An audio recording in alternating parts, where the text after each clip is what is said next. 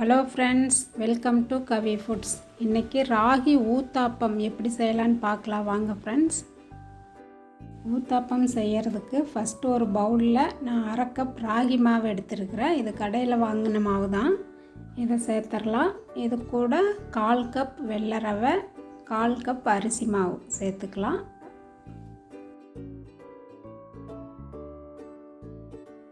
இது மூணையும் சேர்த்ததுக்கப்புறம் இந்த மாவுக்கு தேவையான அளவுக்கு உப்பு சேர்த்துக்கலாம். இது கூடவே 1/2 டீஸ்பூன் அளவுக்கு பெருங்காயம் சேர்த்துக்கலாம்.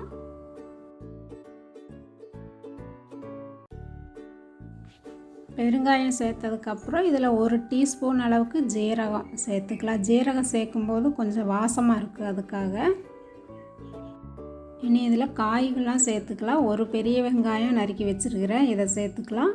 இது கூட 1 கேரட் துருவி எடுத்துருக்கிறேன், அதையும் சேர்த்துட்டு மல்லித்தழை, கருவேப்பிலை கொஞ்சம், 1 பச்சை மிளகாய் சேர்த்து இதை நல்லா கலந்து விட்டுக்கலாம். நீங்கள் பச்சை மிளகா வேண்டான்னா இதுக்கு பதிலாக மிளகாத்தூள் சேர்த்துக்கலாம்.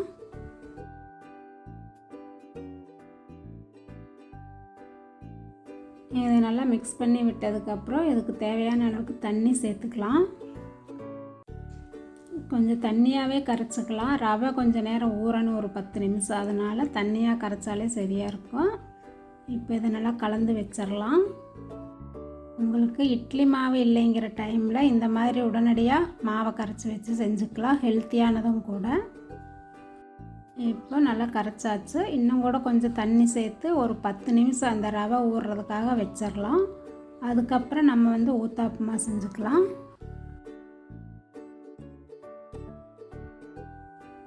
இப்போ 10 நிமிஷம் ஆயிடுச்சு. ரவை ஓரளவுக்கு ஊறிடுச்சு. இனி இதை நம்ம தோசைக்கல்லில் ஊற்றிக்கலாம். தோசை தவாவை சூடு பண்ணிவிட்டு இதை கொஞ்சம் திக்காகவே ஊற்றிக்கலாம். ஊத்தாப்பங்கிறதுனால கொஞ்சம் திக்காக ஊற்றிக்கலாம். இப்போ அந்த மாவு கேப்லாம் மாவை ஊற்றி விட்டுருங்க. அதுக்கப்புறம் இதில் நெய் இல்லை எண்ணெய் எது வேணாலும் மேலே அப்படியே ஊற்றி விட்டுறலாம்.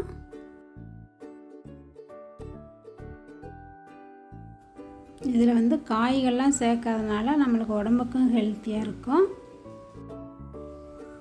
இப்போ இதில் நெய் தடவிட்டு நம்ம ஒரு சைடு வெந்ததுக்கப்புறம் திருப்பி போட்டு மறுபடியும் வேக வச்சு எடுத்துக்கலாம்.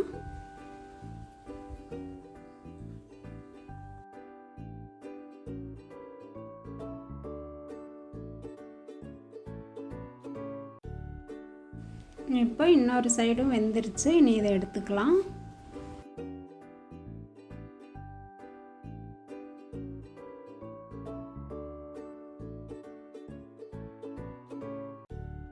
இந்த ராகி ஊத்தாப்பம் நீங்களும் செஞ்சு பாருங்கள். இந்த வீடியோ உங்களுக்கு பிடிச்சிருந்தா லைக் பண்ணுங்கள், ஷேர் பண்ணுங்கள். கவி ஃபுட்ஸ் சேனலுக்கு சப்ஸ்கிரைப் பண்ணுங்கள்.